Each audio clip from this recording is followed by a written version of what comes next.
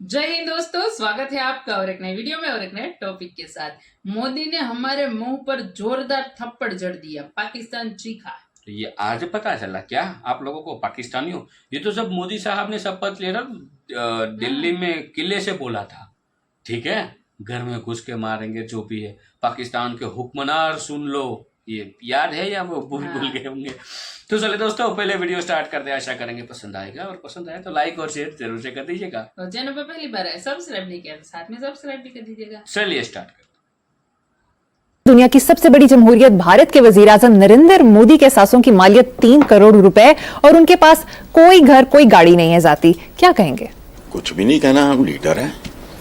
मुझे अच्छा लगे ना लगे, आपको लगे ना लगे, ये थप्पड़ है हमारे गाटों के। क्या भारतीय वजीर आजम नरेंद्र मोदी साहब अनबीटेबल हैं? और ये रिपोर्ट, ये डॉक्यूमेंट्री पब्लिश हुई है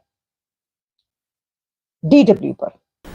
अब अंदाजा लगाओ, दुनिया की सबसे बड़ी डेमोक्रेसी का वजीर आजम, लेकिन एग्जैक्टली 10 साल के बाद वेस्ट उनको कंधों पर बैठाता है और ऐसे वेलकम करता है। एयरपोर्ट्स पे उनकी करेंसी जो है एक्सचेंज हो, मतलब उस पे हम परचेजिंग कर सकते हैं। कतर दोहा पे जी। दिखा गया, हाँ। इंटरनेशनल एयरपोर्ट्स पे ये एक एजाज है, गेस हो। उसने 5वीं बड़ी ताकत इकोनॉमी के हवाले से बना दिया मुल्क को। पर कैपिटा इनकम $5,000 से बढ़ के 7,000 हो गई मोदी के दौर में। पाकिस्तान से बहुत बेहतर है इंडिया, लेकिन हम लोग उनकी तरफ देख के ना सबक नहीं सीखते। हम लोग बस यही कहते दिल में एक बात बना ली हुई कि वो हमारे दुश्मन और दुश्मनी रहे। वो जाते हैं और भीख का कटोरे लेके जाते हैं, वो जहाँ भी जाते हैं पैसे ही मांगते हैं। तो कहना तो उनका ठीक है बिल्कुल कि ये बेकारी हैं और बैगर हैं। ये थप्पड़ है। इससे पहले देखो, बात सुनो, फर्क होता है। जो इकोनॉमी में कर दिखाया है उसको भी कोई बीट नहीं कर पा रहा। वो पता नहीं, मुझे पिछले दिनों को दिखा रहा था कि वो कहीं किसी ने चाय शाय ऑफर की। मैं भी गरीब बुरवा, वो कहते अच्छी चाय है, मैं तो खुद चाय वाला हूँ, तो मुझे चाय की बड़ी पहचान। खत्म। वो अपने लोगों के लिए बेहतरीन कर रहा। नमस्ते दोस्तों, जय हिंद। हिंदुस्तान स्पेशल में आपका स्वागत है दोस्तों। जैसा कि दोस्तों आपने क्लिप में देखा, पाकिस्तानी मीडिया ये चर्चा कर रहा है कि एक तरह से प्राइम मिनिस्टर मोदी ने पाकिस्तान के मुंह पर जोरदार तमाचा मारा है। पाकिस्तान के लीडर्स को यह बताया है कि नेता कैसा होता है। उनकी संपत्ति देख Pakistani media prime minister Modi की तारीफ करता नहीं थक रहा। पाकिस्तानी मीडिया यह बता रहा है कि एक तरह से प्राइम मिनिस्टर मोदी ने हमारे लीडर्स के मुंह पर तमाचा जड़ दिया है, जिनकी संपत्ति अरबों नहीं खरबों में है। प्राइम मिनिस्टर मोदी ने मंगलवार को लोकसभा चुनाव के लिए जब वाराणसी से तीसरी बार अपना नामांकन भरा, पाकिस्तानी मीडिया के होश उड़ गए। पाकिस्तानी मीडिया उनकी संपत्ति देख सकते में है। प्राइम मिनिस्टर मोदी की कुल संपत्ति 3.0 करोड़ रुपए है। चुनाव का नामांकन पत्र भरने वाले हर एक उम्मीदवार को नियम के अनुसार अपनी पूरी संपत्ति और देनदारियों का हिसाब देना पड़ता है। प्राइम मिनिस्टर मोदी की संपत्ति में निवेश के साथ साथ चल और अचल दोनों संपत्तियां शामिल हैं। क्या भारतीय वजीर आजम नरेंद्र मोदी साहब अनबीटेबल हैं? और ये रिपोर्ट, ये डॉक्यूमेंट्री पब्लिश हुई है DW पर, डोचे वेले, जो कि जर्मन पब्लिक ब्रॉडकास्ट ऑर्गेनाइजेशन है। और DW में क्योंकि मैं भी काम कर चुकी हूँ और वहां पर जाकर जर्मनी में रहकर भी उनके साथ काम किया है, तो मेरे लिए तो ये बिल्कुल एक इस तरीके से कि बहुत ही जबरदस्त एक ऑर्गेनाइजेशन। और उसने एक डॉक्यूमेंट्री रिपोर्ट बनाई है भारत के इस वक्त इलेक्शन, और उसमें कौन कहां पर खड़ा है, तो इसके ऊपर बात की लेते हैं। आप ये देख भी लीजिएगा डॉक्यूमेंट्री, और इसके ऊपर मैं एनालिसिस पेश करूंगी। और आप सबके कमेंट्स जो हैं इस वक्त जारी हैं। बहुत शुक्रिया, आप देख रहे हैं, थैंक यू सो मच। और इस लाइव स्ट्रीम में हम इसकी बात करेंगे, और इसी के साथ ये बात की जा रही है कि जो जोशी हैं, जो बड़े बड़े नाम हैं, तो वो अपने जो एस्ट्रोलॉजी है उसकी कुछ जरा नाप तोल के और देखकर बता रहे हैं कि कौन आ रहा है।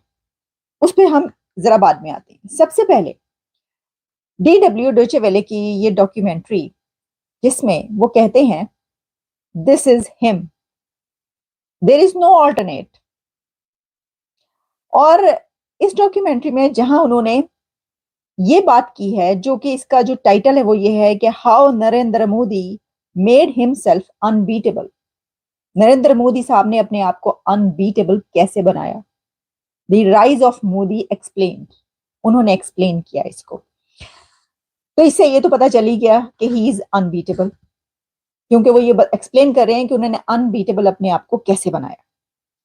लेकिन इसमें कि जो स्टार्ट होता है इसका, इस रिपोर्ट का, उसमें वो कहते हैं कि जो इंडिया का इलेक्शन है, द बिगेस्ट इलेक्शन एवर, दुनिया का सबसे बड़ा ये इलेक्शन है, and it's likely to be democratic, free and fair election, but everyone knows who is going to win. उनका ये कहना है कि सबको ये पता है कि कौन जीतेगा या कौन जीतने वाला है। अच्छा, फिर इसमें उन्होंने ना सिर्फ ये कि इंडिया में रहने वाले जो लोग हैं उनसे बातचीत की है और उनसे पूछा है उनका क्या कहना है, बल्कि इसमें उन्होंने कुछ एक ऑथर और एक सीनियर एनालिस्ट को लिया है और उनसे भी बात की है कि वो जरा तज्जिया करें, वो बताएं कि ये क्या है, क्या फिनोमेना है ये जो मोदी का फिनोमेना है। तो जैसा मैंने आपको कहा कि उसका रिजल्ट यही निकला कि दिस इज हिम। और इस डॉक्यूमेंट्री में मौजूद लोगों का यही कहना था कि देयर इज नो ऑल्टरनेट, नजर नहीं आ रहा ऐसा कि कोई। अच्छा, फिर उसमें उन्होंने कुछ ऐसे क्लिप्स चलाए नरेंद्र मोदी साहब के, जिसमें उन्होंने कहा कि जब आजादी के 100 साल जो हैं वो मनाएगा, 2047 की उन्होंने बात की, तो उन्होंने कहा कि मेरा देश विकसित भारत बन के रहेगा। ये जो उनकी एक कैंपेन है उसकी बात की जा रही है। अच्छा, अब इसमें जो जिन लोगों से उन्होंने बात की, जो कि भारतीय अवाम है वहां पे, इंडिया के जो लोग हैं, उसमें उन्होंने ये कहा, यानी एक बहुत ही जिसे कहते हैं कि आम से जो लोग होते हैं, मासेस, उनसे भी बात की, तो उसमें उनका ये कहना था कि देखिए कैसे उन्होंने डिजिटल इंडिया कर दिया, हर चीज डिजिटाइज कर दी, हर चीज जो पेमेंट है वो मशीन्स पर आ गई, ये कितना बड़ा कमाल किया। और फिर इसी के साथ उनके कुछ और जो स्टेप्स उन्होंने लिए हैं उसके ऊपर लोगों ने उसको कहा कि सेकंड किया और उसको एंडोर्स किया। अच्छा, फिर जब सवाल किया जाने लगा तो कि भाई कौन कौन आ रहा है, तो लोगों का कहना था कि और कौन आएगा, नहीं ये वही नजर आ रहे हैं, मोदी साहब ही नजर आ रहे हैं, और कौन आएगा, वही आएगा, और किसका नाम ले हम, वही आएगा। काफी लोगों का जिससे उन्होंने बात की, जिससे भी बात की, यानी उनका यही कहना था। अच्छा, कुछ लोग ये लिख रहे हैं मोदी 400 पार, तो ये मैं आपको अभी बताती हूँ कि इसके मुतालिक प्रेडिक्शन क्या है, 400 पार या कितने पार ये बताते हैं। अच्छा, फिर इसके बाद उन्होंने ये जरा एक हिस्ट्री पे नजर डाली है, और इस हिस्ट्री में उन्होंने नरेंद्र मोदी साहब का जब से स्टार्ट हुआ करियर, तब से जो है उन्होंने बताया कि कैसे वो सियासत में आया। अच्छा, उसके ऊपर ये सुनकर मुझे भी बड़ी हैरानी हुई कि 8 साल की उम्र में, जब वो सिर्फ 8 इयर्स के थे, तो तभी वो जो आरएसएस है उसकी मीटिंग्स में जाया करते थे, उसके जलसों में जाया करते थे, और वहां से उनकी जो सियासत है वो परवान चढ़ी, और इतनी छोटी उम्र से वो इस तंजीम, इस ऑर्गेनाइजेशन के साथ थे। और फिर उसके बाद एक वक्त ये आया कि उसमें उनको एक जो ऑर्गेनाइजेशन को देखने वाले होते हैं, वो वाले जो डेजिग्नेशन होते हैं, एक जनरल सेक्रेटरी के तौर पर वो वाले डेजिग्नेशन उनको मिला। फिर उन्होंने बड़ा उसके अंदर काम किया।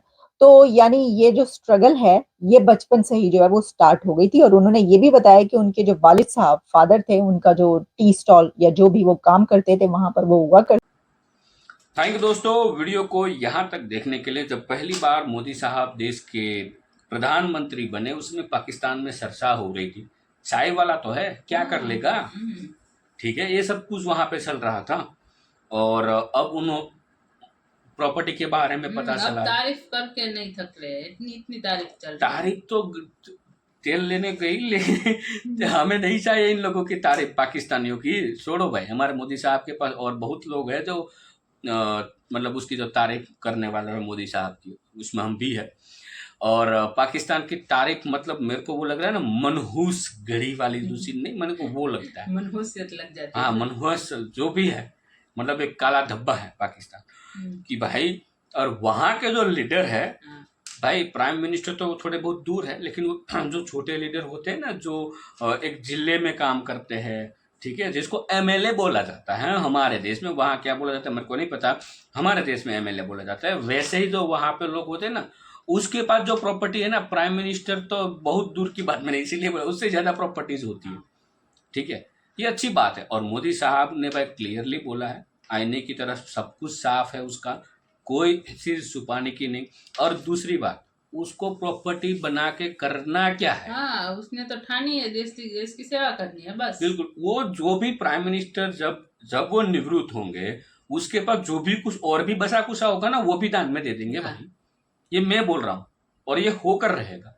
मोदी साहब जब भी निवृत्ति लेंगे, एक फुटी कौड़ी भी नहीं लेंगे।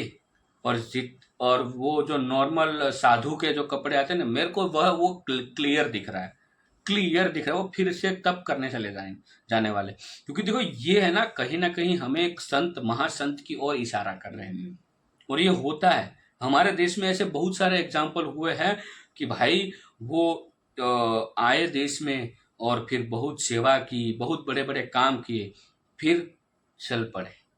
हाँ, और जीरो हाथ में लेके चल पड़े। किसी तो मतलब वो महाराजा के घर में पैदा होकर भी उसने मतलब साधु का मार्ग अपना लिया। बिल्कुल बिल्कुल, गौतम बुद्ध हाँ, सबसे बड़ा एग्जाम्पल, भगवान गौतम वो बुद्ध राजा के ही बेटे थे। राजा के ही बेटे थे। उसके पास तो सब कुछ था, लेकिन देश के लिए नौशावर हो मतलब देश को प्रगति के पंथ पे लाए, फिर धर्म को बढ़ाया, धर्म बनाया, सब कुछ।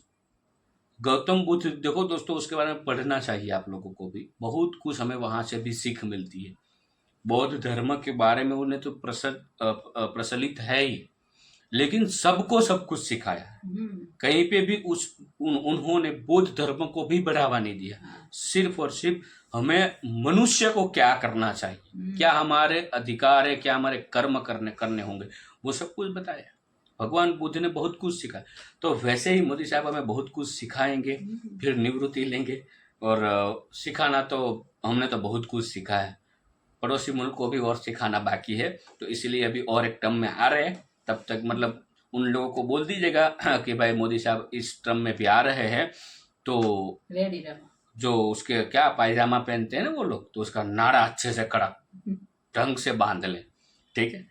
क्योंकि कुर्सी की पेटी तो नहीं बोलूँगा, अदरवाइज तो पता है आपको 72 औरों के पास जाने की बहुत जल्दी होती है। तो वहाँ तो पहले नाड़ा ठीक कीजिए, वो ढीला होगा, फिर कुर्सी की पेटी बांधिए, फिर निकल लीजिए। वीडियो यहाँ पे समाप्त करेंगे, आपसे विदाई लेंगे, मिलेंगे और एक नई वीडियो में आपके साथ। टिल देन, जय हिंद, जय भारत।